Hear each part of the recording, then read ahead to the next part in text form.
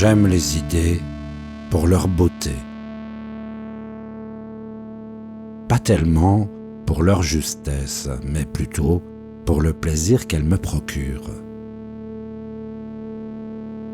Lorsque je vois apparaître les points de vue qu'elles me font alors découvrir, de nouveaux angles viennent se dessiner sous mes yeux.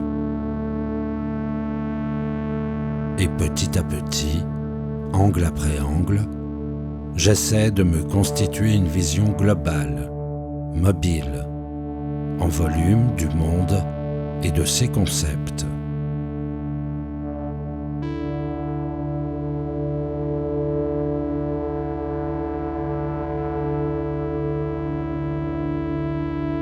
Lesquels des événements qui jalonnent notre vie seront dignes de s'appeler comme tels? Lesquels seront porteurs de conséquences? Et quels autres ne resteront qu'épisodes anecdotiques? Savoir quelle importance prendra chaque détail de sa propre histoire, saisir les événements de sa propre vie nécessiterait un recul, un regard transhistorique, une recherche des événements charnières, traquant chaque causalité, chaque embryon de futur.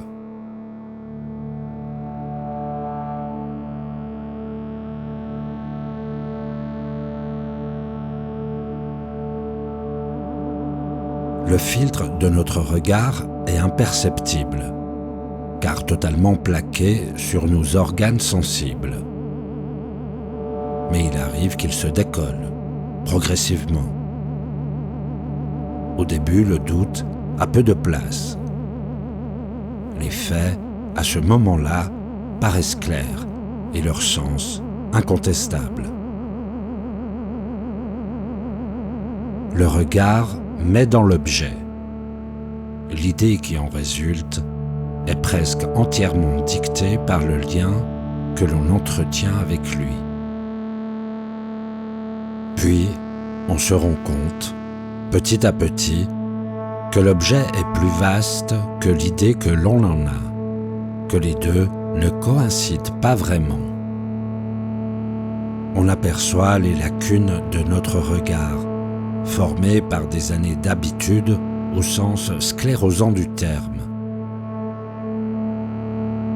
Alors, l'objet nous conduit à décoller ce filtre, à régler les lentilles de notre perception, à chercher la distance focale nécessaire entre l'objet et le sensible pour parvenir à une image-idée nette. L'objet dicte maintenant à l'idée comment elle doit se comporter. Il nous impose un flou dans lequel nous devons évoluer. Nous marchons alors sur un sentier embrumé, ne pouvons dire avec certitude « là est un vieux chêne, là une pierre moussue ». Nous pouvons seulement supposer que le morceau de forme que l'on voit appartient à un arbre ou à un rocher.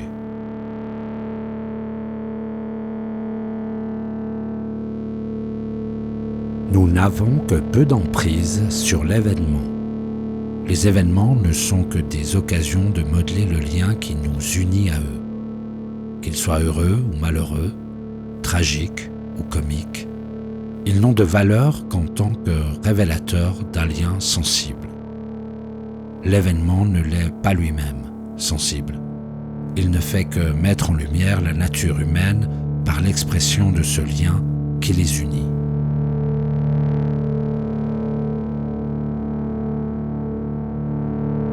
Le territoire inconnu est un lieu idéal pour retisser nos liens à l'objet.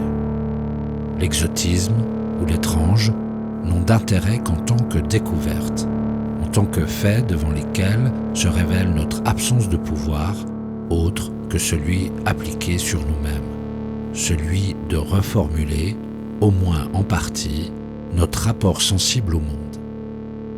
Cette petite part de pouvoir, de liberté, qui nous est octroyée doit être saisie. C'est une occasion d'intervenir sur notre construction, car par ce décollement, nous est donné la possibilité d'observer notre lien aux objets, aux événements. Le désir de construire sa vie comme un roman peut s'épanouir. Il s'agit de créer une disposition intérieure, un lien sensible permettant d'écrire sa vie, de la ressentir, œuvre, quoi qu'il s'y passe ou ne s'y passe pas.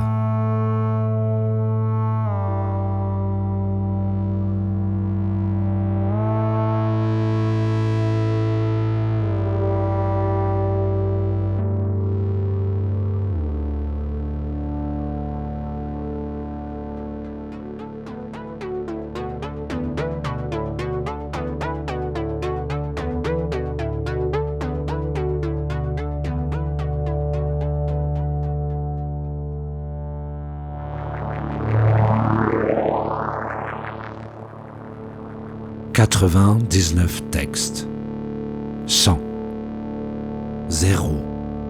Si l'on prend les textes comme une frise chronologique, comme autant de repères dans le temps, il y aurait un texte 0 donnant naissance au texte 1, celui après lequel on compte.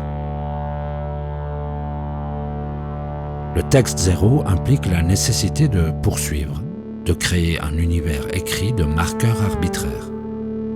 Mais 0 n'existe pas et n'existera jamais.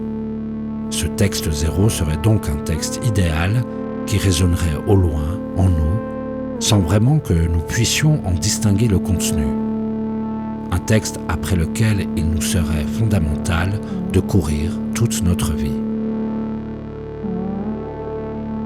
Un leitmotiv pour écrire tous les autres.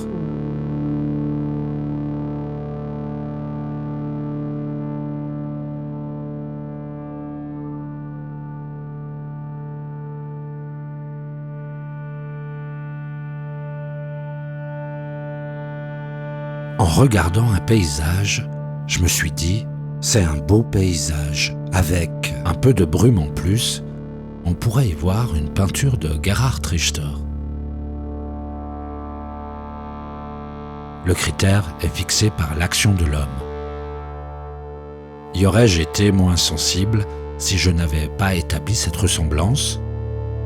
Ou, voyant de plus en plus de choses, je ne peux m'empêcher de rapprocher cette vision de ce que je connais déjà, pour rationaliser l'émotion que ce paysage a produit sur moi. La représentation prend le pas sur la réalité et formate nos esprits. Tout critère est d'origine humaine.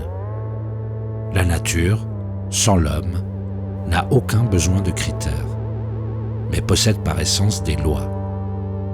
L'homme, dans son besoin d'évaluation, forme des schémas pour comprendre cette essence et ses lois. Ensuite, il établit ses propres critères et se promène dans le monde pour l'évaluer selon ceux-ci. Pourtant, on ne voit que ce que l'on veut et peut voir.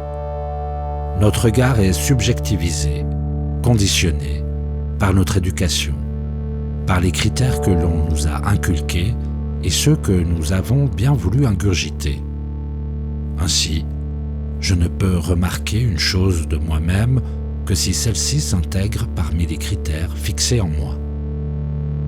Je ne peux imaginer quelque chose qu'à partir de ce que je connais déjà, en fragmentant, puis reconstituant les données que je possède pour les transformer en nouveaux.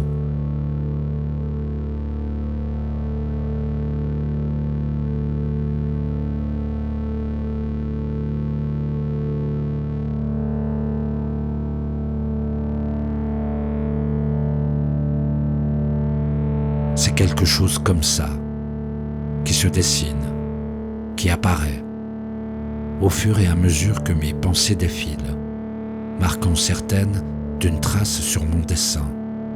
D'autres me viennent justement d'un geste, irréfléchi, m'apparaît alors comme l'esquisse d'une idée qui ne serait pas encore formée en moi.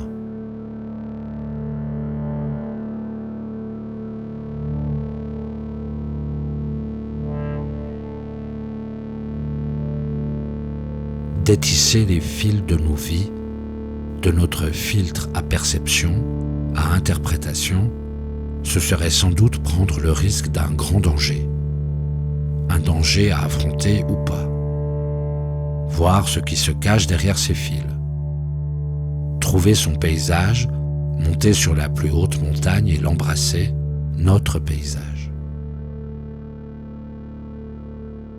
Ce serait sans doute s'exposer à une frayeur unique, à un risque d'explosion en poussière de tout ce qui constitue nos présomptions, cette sensation d'avoir une maîtrise sur nous, sur nos vies, ce sentiment de pouvoir, toutes ces choses disparaîtraient en un coup de vent, ne laissant que la terreur et le néant.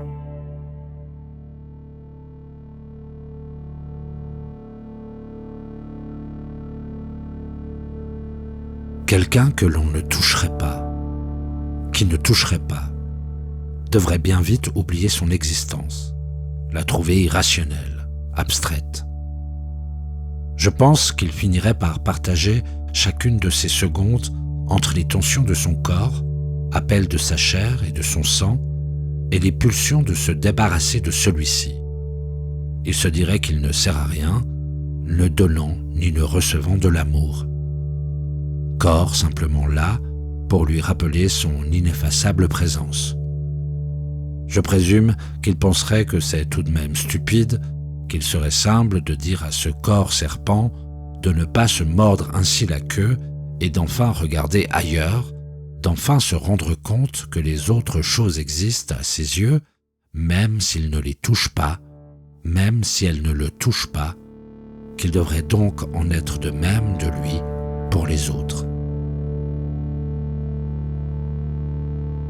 Mais je pense aussi que cet homme ne verrait plus que d'autres corps, des tas de corps se touchant, jouant des coudes et des hanches parmi la foule, des corps jouant à se toucher, à se frôler sous ses yeux. Ça lui apparaîtrait sans doute comme autant de caresses qu'il n'aurait pas reçues ou données, non pas comme une chose à laquelle il pourrait se joindre pour profiter avec insouciance comme les autres paraissent le faire, mais bien plutôt une masse où le serpent redeviendrait animal rampant, en quête de chaleur. Il retournerait alors se ronger les extrémités et, ayant fait un tour sur lui-même, se retrouverait de nouveau face à la foule, se permettrait quelques mètres à l'intérieur, puis, écœuré par sa condition, retournerait s'exercer à effectuer un cercle parfait.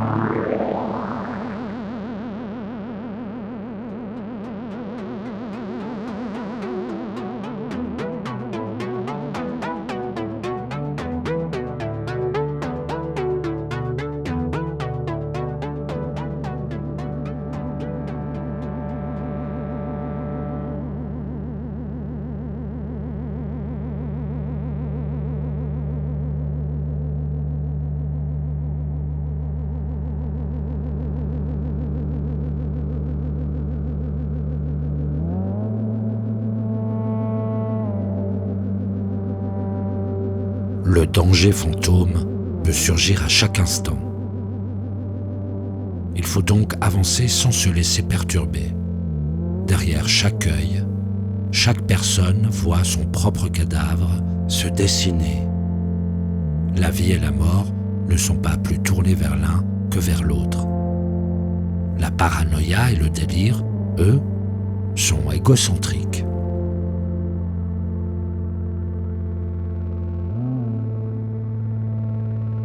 La quête d'originalité serait-elle mensongère? Beaucoup d'hommes et peu d'idées.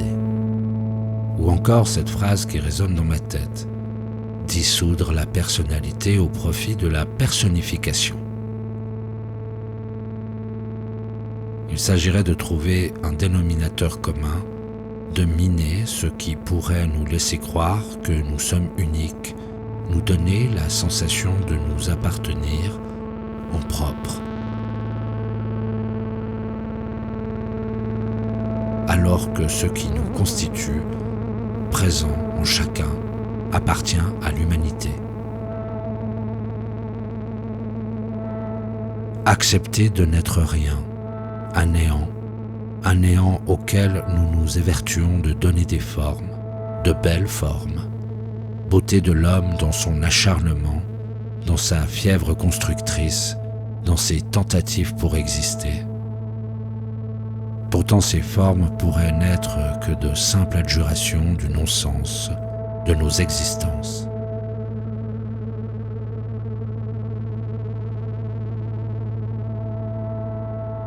Serions-nous aussi avides de pouvoir si nous ne sentions pas que nous n'en possédions en réalité si peu? Pourquoi serions-nous autant obsédés par la postérité si nous ne savions pas qu'à la fin rien ne restera? Pourquoi tant de vanité si nous ne savions pas que nous ne sommes rien? Créer serait-il changer la terreur en beauté, un rôle magique, le rôle de conjurer les frayeurs, de les transformer en beauté pour les magnifier, les rendre acceptables? Nos créations ne seraient alors que de simples masques funéraires.